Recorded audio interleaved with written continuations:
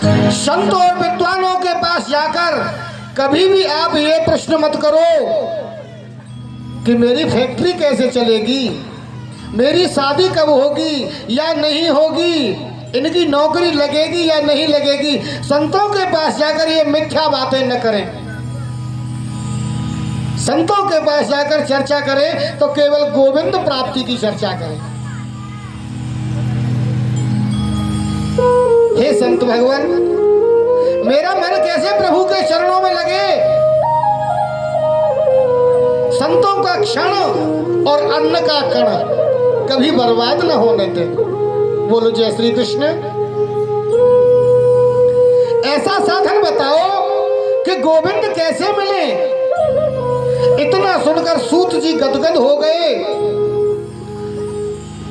और बोले कि ऋषियों, आपने सही प्रश्न किया है। हम लोग जन्म लेते हैं, बड़े होते हैं, लंबे होते हैं, मोटे होते हैं, युवा होते हैं और फिर मर जाते हैं। परंतु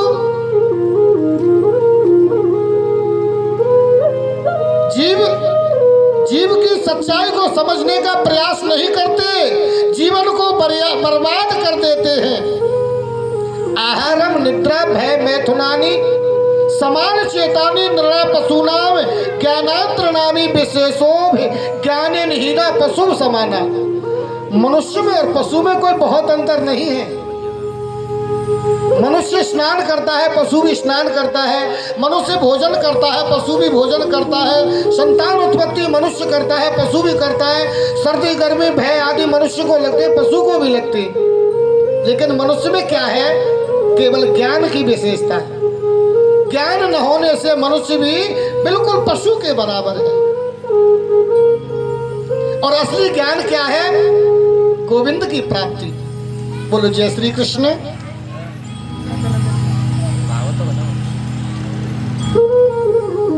ये जो हमारी आदत है ये केवल समय का दुरुपयोग है। श्री सौनकादिक ऋषि कहते हैं कि काल व्याल मुख ग्रास त्रास निरसास है तवे। हमारा जीवन क्या है ये ध्यान दें। एक बहुत बड़ा अजगर सर्प है और अजगर सर्प ने अपने विशाल मुंह को खोल रखा है और उसके मुख में मैं बैठा हूं। अब मेरा शरीर सुरक्षित कब तक है? जब तक अजगर अपने मुंह को बंद नहीं कर लेता। जैसे ही बंद करेगा मैं गया। जैसे ही अजगर सर्प ने मुंह बंद किया तुरंत मेरी मृत्यु हो जाएगी। ऐसे ही काल रूपी सर्प के मुख के हम ग्रास हैं, काल के हम भोजन हैं। बोलो जय श्री कृष्ण।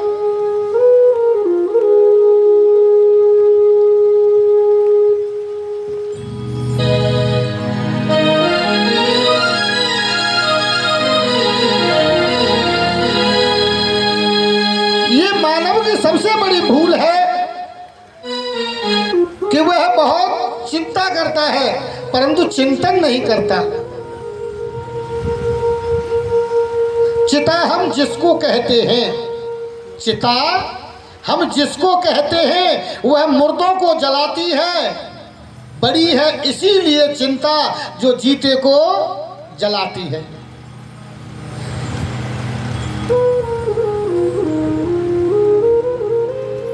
बोलिए श्रीमद् भागवत महापुराण की। मुक्ति प्रदान करने वाला ग्रंथ है श्रीमद् भागवत महापुराण। श्री सूत जी कहते हैं कि भागवत की कथा सुनने का अधिकार तो कभी कभी देवताओं को भी प्राप्त नहीं होता है। एक बार देवों को जब पता चला कि राजऋषि परीक्षित को सुखदेव जी श्रीमद् भागवत रूपी अमृत पिला रहे हैं तो सभी देव अमृत का कलश लेकर वहां आए। तो सुखदेव जी से बोले कि इसकी अदला बदली कर लीजिए, अमृत आप ले लीजिए और एक कथा हमें सुना दीजिए। एवं सुखदेव जी ने कहा कि कहाँ स्वर्ग का सुख और कहाँ श्रीमद् भागवत, दोनों की बराबरी एक संग कैसे हो सकती है। स्वर्ग में जाकर वहां के अमृत का पान करने के बाद भी व्यक्ति को गिरना पड़ता है। पुनरपि जन्मम पुनरपि मरणम पुनरपि जननी। लेकिन भागवत कथा अमृत का पान जिसने कर लिया उसका तो आवागमन का कुचक्र हमेशा के लिए मिट जाता है। आवागमन की छुट्टी हो जाती है। इसीलिए सुखदेव जी ने देवताओं को अभक्त समझा और भागवत कथा अमृत का दान उन्हें नहीं किया। वही भागवत कथा अमृत का पान आज आप लोग करेंगे, बड़े भाव से करेंगे। बोलो जय श्री कृष्ण। जय श्री कृष्ण। देवताओं ने जब ब्रह्मा जी से शिकायत की और ब्रह्मा जी ने तराजू लेकर तोलना शुरू किया, एक पलड़े पर दुनिया के समस्त साधनों और सुखों को रखा और दूसरे पलड़े पर केवल श्रीमद् भागवत जी को विराजमान किया। लघुनान्यानि जातानि गौरवेन इदं महत, यानी भागवत का पलड़ा नीचे हो गया और समस्त पलड़े जो धर्म संस्कारों के हैं वे ऊपर को उठ गए। वजन जिसमें होगा वही तो नीचे जाएगा। ब्रह्मा जी ने कहा, देवताओं से कहा कि श्रीमद् भागवत कोई पोथी नहीं है, ये भागवत कोई किताब नहीं है, ये तो स्वयं साक्षात श्री कृष्ण है। बोलो जय श्री कृष्ण। साक्षात कृष्ण स्वरूप श्रीमद् भागवत है। इसे श्रवण करने से मनुष्य का जीवन धन्य हो जाता है। नारद जी ने जन जन में इसका प्रचार करने के लिए अपने पिता ब्रह्मा जी से इसका अध्ययन किया, लेकिन सप्ताह श्रवण की विधि क्या है ये तो नारद जी ने सनत कुमारों से सुना था। शौनकादिक ऋषि बोले कि हमने तो सुना है कि सनत कुमार ज्यादा घूमते नहीं और नारद जी कभी कहीं ठहरते नहीं, वह एक जगह बैठते नहीं। ये नारद जी हमेशा भ्रमण करते रहते हैं और सनत कुमार जी कभी एक दूसरी जगह पर जाते नहीं। और भागवत की कथा में मन ये चंचल हो, मन में बातें कई प्रकार की हो, तो फिर कथा का आनंद नहीं आ सकता। भागवत कथा में पांच बातों की बहुत जरूरी है। ये पांच बातें क्या है? कथा के लिए स्थान, कथा के लिए स्थान कैसा होना चाहिए? कथा का स्थान बड़ा सुंदर होना चाहिए, जैसा ये सुंदर मौनी बाबा का स्थान है। बोलिए मौनी बाबा की, बोल शंकर भगवान की। कितनी शांति है, कितनी शांति है। पक्षी बोलते तो कानों में आती है आवाज। नहीं, कितनी जगह कथाएं होती हैं वह गाड़ियों के हॉर्न ही सुनाई देते हैं।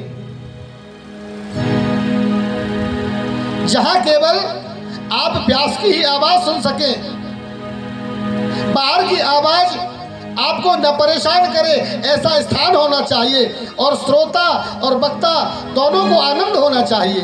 दूसरी बात है भागवत का गान, यानी सुंदर शब्दों में भागवत को गाया जाए। तीसरी बात है भागवत का ज्ञान, उसको ज्ञान पूर्वक सुना जाए। चौथी बात है भागवत का ध्यान, उसको एकाग्र होकर मन लगाकर सुना जाए। ध्यान कैसा होता है? हम माला फेरते हैं तो हो सकता है हमसे गलती हो जाती है, लेकिन जब नोटों की गड्डी को गिनते हैं तो गलती नहीं होती है। उसी प्रकार का ध्यान हमारा भजन में होना चाहिए। बोलो जय श्री कृष्ण। जय श्री कृष्ण। और पांचवी बात है भागवत में आपके कान, कान एकदम भागवत से जुड़ जाए तो ही भागवत कथा श्रवण का फल आपको प्राप्त हो सकता है।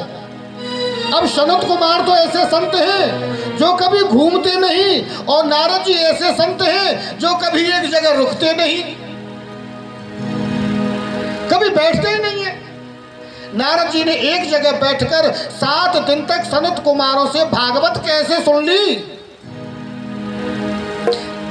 श्री सूत जी कहते हैं कि एक बार देव ऋषि नारद जी बड़ी तीव्र गति से दौड़ते जा रहे हैं, तो बद्री धाम से विराजमान चारों भाई श्री सनत कुमार जी, चारों भाइयों ने नारद जी को देखा और पूछा, नारद जी क्या बात है, आप कुछ उदास लगते हैं। हमने तो सुना है कि कोई कितना भी रोता हो, कितना भी निराश होता हो, किंतु नारद का दर्शन उसे हो जाए तो वो मुस्कुराने लगता है, परंतु आप उदास। और आप जैसा संत स्वयं इतना दुखी है। नारद जी सनत कुमारों के चरणों में गिरकर रो पड़े और रोते हुए बोले, क्या बताऊं महाराज, अहम तु पृथ्वी या तो ज्ञात्वा सर्वोत्तमामिति पुष्करम चा प्रयागम च काशी गोदावरी तथा। कहने लगे कि मैं पृथ्वी पर आया, पृथ्वी को सबसे श्रेष्ठ समझकर मैं यहाँ आया, हरि क्षेत्र में गया, कुरुक्षेत्र में गया, सेतुबंध रामेश्वर गया, और सत्य कहता हूँ सनत कुमार जी, मुझे कहीं भी शांति नहीं मिली।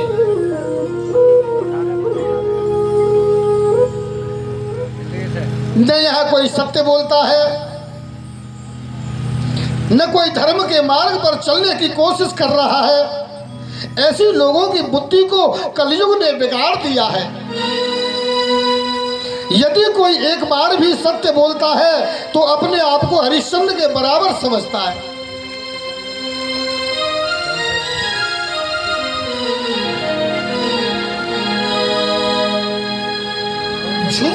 झूठ चाहे 50 बार बोले उसकी कोई गिनती नहीं। एक कोई धर्म का काम करे उसे 100 बार बखान करता है जी, अधर्म को बखान नहीं करता। और कोई पाप करता है तो उसे अपने ऊपर नहीं लेता है। बड़ों का आदर, संतों का सम्मान समाप्त हो गया है। घर में नई बहू की चलती है, अब दादी बाबा को कौन पूछे।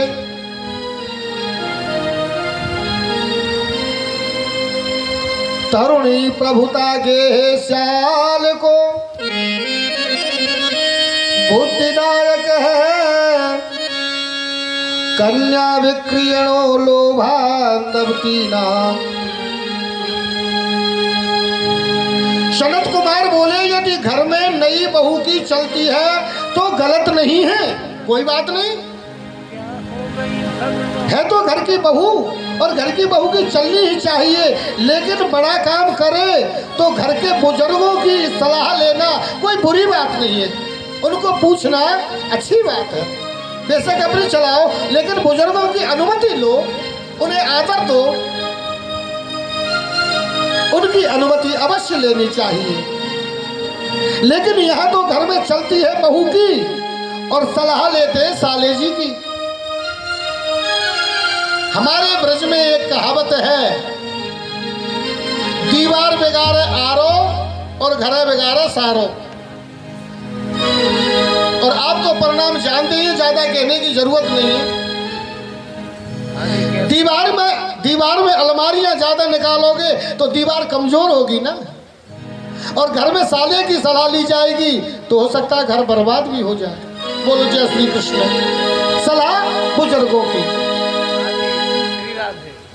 जय श्री कृष्ण। जय श्री कृष्ण।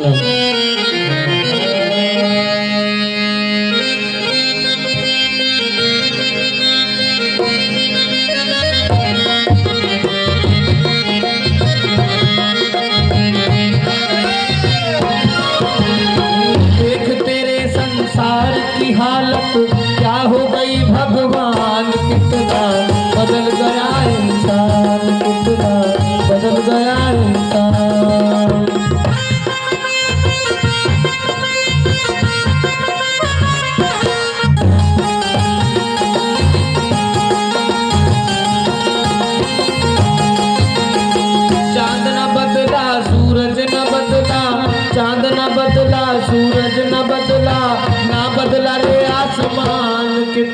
बदल गया इंसान, कितना बदल गया इंसान।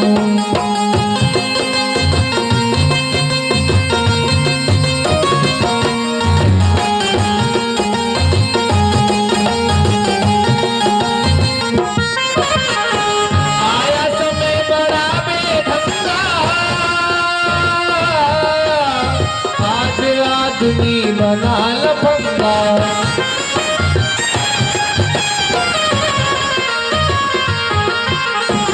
कहीं पे झगड़ा कहीं पे दंगा, नाच रहा नर होकर नंगा।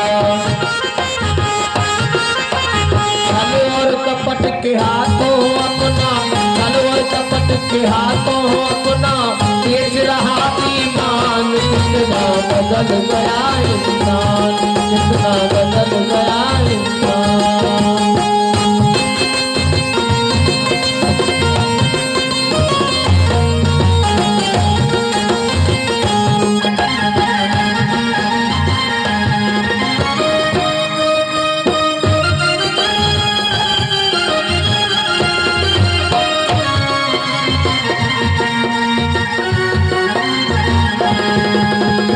राम के भक्त रहीम के बंदे, रचते आज फरेब के फंदे।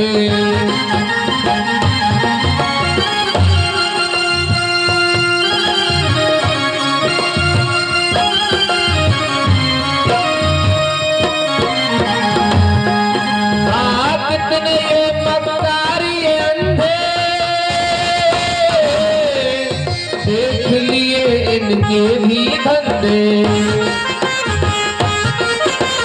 इन्हीं की काली करतूतों से, इन्हीं की काली करतूतों से हुआ ये मुल्क मसान। कितना बदल गया इंसान, कितना बदल गया इंसान।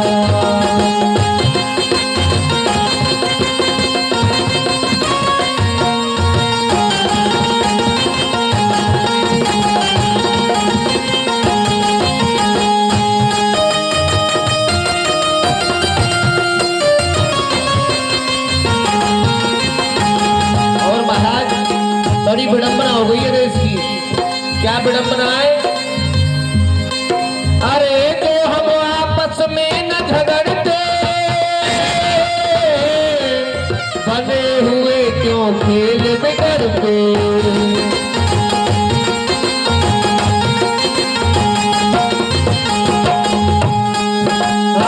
काहे लाखों घर ये उजड़ते, क्यों ये बच्चे माँ को तरसते। फूट फूट कर क्यों रोते, हाँ फूट फूट कर क्यों रोते प्यारे बापू के प्राण। कितना बदल गया इंसान, कितना बदल गया इंसान।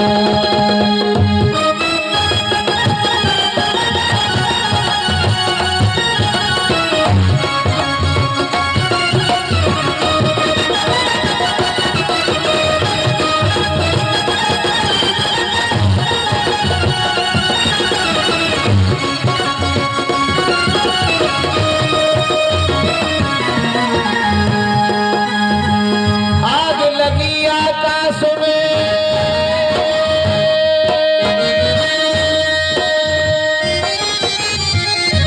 झड़ झड़ गिरे अंगार। अरे सत्य न होते जगत में, लड़ मरता संसार। बोले सत्य भगवान की जय हो।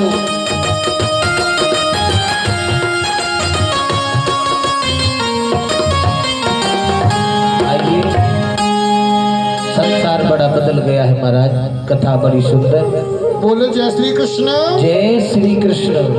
देखिए, घर में साले जी की सलाह लोगे तो बर्बाद हो जाओगे। कौरव इसके प्रमाण हैं। मामा शकुनी की कृपा से क्या हुआ आप सब जानते हैं। बोलो जय श्री कृष्ण। जय श्री कृष्ण। नारद जी कहते हैं कि मैं घर घर में गया, संतों के आश्रम में गया, परंतु शांति नहीं मिली, परंतु शांति नहीं मिली। कलिना धर्म मित्रेण धरिये वंदिताधुना। अधर्म का मित्र जो कली है उसने लोगों की बुद्धि को विकृत कर दिया है। लेकिन मैं जब श्री धाम वृंदावन गया तो वहां एक कौतुक देखा। एक युवती के पास में दो पुरुष मूर्छित अवस्था में पड़े हुए हैं। वो स्त्री चारों ओर देख रही थी। उसने जब मुझे देखा, यानी नारद जी को देखा, तो मैं उस माता के पास चला गया। उस माता का नाम था भक्ति माता। बोलिए भक्ति माता की।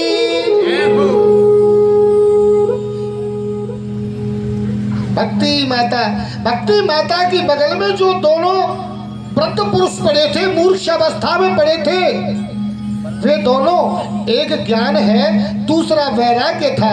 कलयुग के प्रभाव से दोनों बूढ़े बन गए थे। मैंने दोनों को उत्थान करने के लिए, जब चेतन या जागृति में लाने के लिए, बुढ़ापे को दूर करने के लिए वेद आदि का पाठ अनुष्ठान बड़े बड़े प्रयास किए, मगर कोई असर नहीं हुआ। तब एक आकाशवाणी हुई। उस आकाशवाणी ने यही कहा कि यदि तुम ज्ञान वैराग्य के बुढ़ापे को दूर करके भक्ति के कष्ट की निवृत्ति करना चाहते हो तो इसके लिए सत्कर्म करो। इसीलिए मैं आपकी शरण में आया हूँ। आप सब महापुरुष हैं। मेरे कितने जन्मों के भाग्य उदय होने से आपका दर्शन हुआ है। पहली बात, ज्ञान वैराग्य का बुढ़ापा कैसे दूर हो? नारद जी सनत कुमार जी से पूछने लगे। दूसरी बात, भक्ति देवी के मन में जो कष्ट है उसकी निवृत्ति कैसे हो? तीसरे, सत्कर्म के बारे में मुझे विस्तार से बताएं। बोलो जय श्री कृष्ण। मैया तो मेरी बढ़िया कथा कहें। बताइए। इसीलिए मैं आप लोगों की शरण में आया हूं। देखो नारद, ज्ञान वैराग्य के बुढ़ापे को भक्ति देवी के कष्ट की निवृत्ति करने का सर्वोत्तम साधन यदि कोई है तो वह एक ही साधन है, और वह है श्रीमद् भागवत महापुराण ज्ञान यज्ञ। श्रीमद् भागवत ज्ञान यज्ञ सप्ताह प्रवचन, यानी सप्ताह भर प्रिय वचन, प्रिय जो मन को भाने वाले वचन। तो नारद जी बोले कि मैंने बहुत कुछ किया, तो भागवत से क्या होगा? सनत कुमार बोले कि हे नारद, ये जो वेद हैं वो वृक्ष है, भागवत इसका फल है। जय श्री कृष्ण।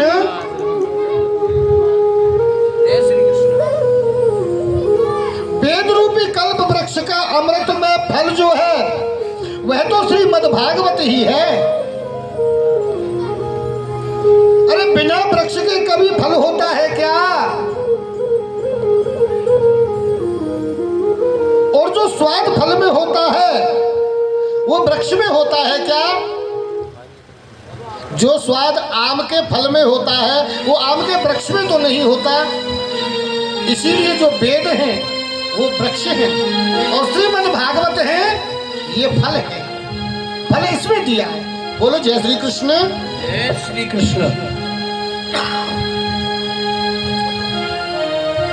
बेशक रस तो वृक्ष की जड़ में से ही आया है, इसीलिए वेद और वेदांत का जो रसमय सार है वही तो श्रीमद् भागवत है। नारद जी ने पूछा हम कथा कहाँ करें? सनत कुमारों ने बताया कि हरिद्वार में गंगा जी का सुंदर तट है, वहाँ व्यास मंच लगाया और व्यास मंच पर चारों भाई आसीन हो गए। नारद जी विरक्त हैं ना, यदि हम ग्रस्त हैं तो भागवत की कथा सपत्नीक यानी पत्नी के साथ में बैठ करके सुनी जाए, जैसे हमारी परीक्षक जी श्रवण कर रहे हैं। पत्नी के साथ बैठकर सुननी चाहिए। और ये नियम है कि हर कार्य में पत्नी को बाईं तरफ बिठाते हैं, मगर सत्कर्म में शुभ कर्म में पत्नी को दाईं तरफ बिठाते हैं, दक्षिणांगम राइट सीधे हाथ की तरफ। कथा में और पूजा पाठ में पत्नी को दाईं तरफ होना चाहिए शुभ कार्य में। बोलो जय श्री कृष्ण। जय श्री कृष्ण। लेकिन महात्मा जी जब कथा करावे तो वो पत्नी कहाँ से लावे? इसलिए नारद जी अकेले ही बैठे हैं। 3 आसन सामने बिछा दिए भक्ति ज्ञान और वैराग्य के लिए, और प्रार्थना की कि हे भक्ति माता ज्ञान वैराग्य के साथ इस आसन पर विराजमान होजिए। भक्ति माता पुत्रों के सहित वह आ गई और नारद जी यजमान बन गए, मुख्य श्रोता बन गए। तुलसी देवी की स्थापना हुई। अब तो संत महात्माओं को भी लगने लगी, संत महात्माओं की भी इच्छा होने लगी। सनत कुमार जी कथा कह रहे हैं और नारद जी कथा करा रहे हैं, तो बड़े आनंद से सनत कुमार जी भागवत का व्याख्यान करने लगे। और सनत कुमार जी महाराज ने बड़ी सुंदर भागवत महिमा का वर्णन किया। शास्त्रों के बारे में हमको शंका नहीं करनी चाहिए। शंका मन में हो तो खाली समय में अवश्य ही निराकरण करा लेना चाहिए, पूछ लेना चाहिए खाली समय में। ये नहीं कि अभी कोई बात पूछने आओ समय देखकर। यदि कोई शंका है तो समय मिले उस बात का शंका का समाधान कराना चाहिए। सनत कुमार जी कथा सुना रहे हैं और भक्ति पुत्रों के साथ विराजमान हैं, लेकिन किसी को दिखाई नहीं दे रही हैं। भक्ति माता तो आ चुकी, आप सबके हृदय में आती हैं। जब हमारा मन भगवान के चरणों में आ जाए तो समझ लो भक्ति माता आ गई। बोलो भक्ति माता की। नारद जी ने